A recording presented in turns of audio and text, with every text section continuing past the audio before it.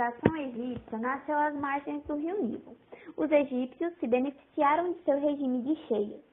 Durante certos meses do ano, abundantes chuvas na nascente do rio provocavam o transbordamento das águas.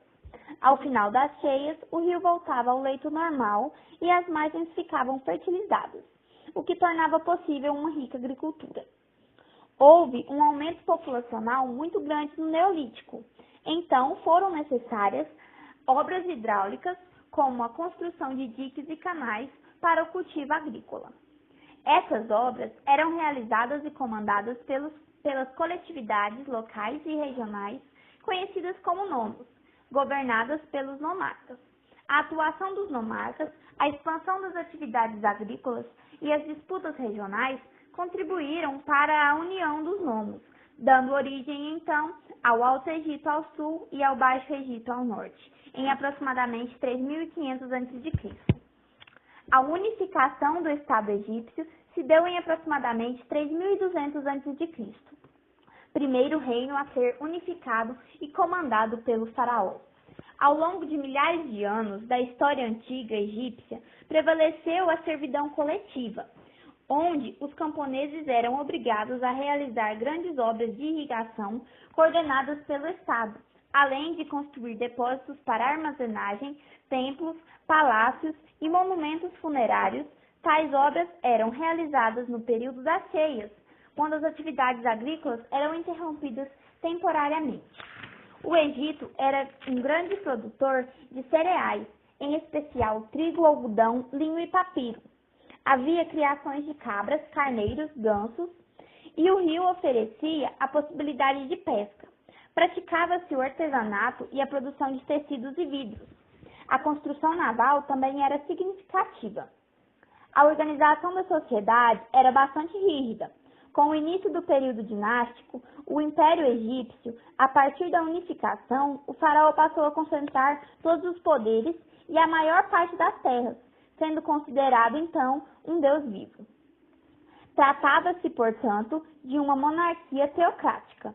O governante se impunha como senhor supremo do Egito, exercendo um papel de chefe de Estado centralizado. Controlava a economia com funcionários que administravam templos, terras, pessoas, barcos, rebanhos e cobravam tributos e trabalhos. Os nomarcas, que acumulavam grandes riquezas e tinham um importante poder regional, disputaram em algum momento o poder com os faraós, mas acabaram tornando representantes de poder central, administrando aldeias e cidades, arrecadando impostos e fazendo. Abaixo dos nomarcas, na hierarquia, estavam os sacerdotes, os grandes burocratas e os chefes militares. Em seguida, vinha a baixa burocracia, formada pelos escribas, conhecedores da complexa escrita hieroglífica e responsáveis pelos registros administrativos. Nessa camada também estavam os comerciantes. A base da sociedade egípcia era formada pela grande massa de camponeses, ao lado dos artesãos. Eles tinham de pagar tributos e servir ao faraó, por meio do trabalho compulsório em campos, oficinas, minas e obras públicas. Havia também escravos capturados na guerra, embora essa categoria social não tivesse grande importância no sistema econômico egípcio. Eram politeístas, ou seja, adoravam vários deuses, até o governo do faraó Amenófis IV, no qual foram feitas reformas políticas e religiosas. A partir de então, o culto tornou-se monoteísta ao deus Atom, representado pelo círculo solar. As técnicas desenvolvidas para a construção de templos religiosos e funerários e de obras hidráulicas significaram um grande avanço na arquitetura e engenharia. Seus estudos de astronomia resultaram na criação de um calendário solar composto de 12 meses e 30 dias. A arte egípcia tinha evidente conotação religiosa. A pintura destinada à representação de deuses, faraós e da nobreza em geral. Na literatura, cultivava-se a poesia. A escrita egípcia desenvolveu-se de 3 formas: hieroglífica, hierática e demótica.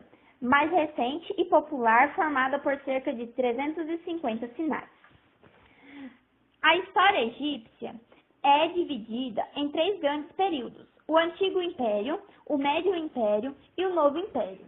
Em seus quase 3.000 anos de história de revoltas, o Egito foi governado por faraós de 26 dinastias.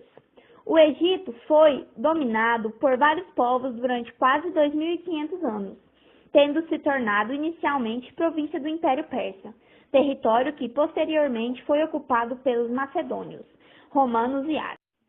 O domínio macedônico abriu caminho para as ideias gregas. Instaurou no Egito uma dinastia de origem macedônica, chamada Ptolomaica ou Lágida. Cleópatra, uma das personagens famosas da história antiga, pertenceu a essa dinastia. Ela ocupou o trono depois da morte de seu pai, Ptolomeu XII. O governou até a sua morte. O filho de Cleópatra, com o ditador romano Júlio César, foi o último rei ptolomaico. Depois desse período, o Egito caiu sob o domínio romano e posteriormente árabe. Mais tarde, o Egito transformou-se em domínio de turcos e, no século XIX, dos ingleses.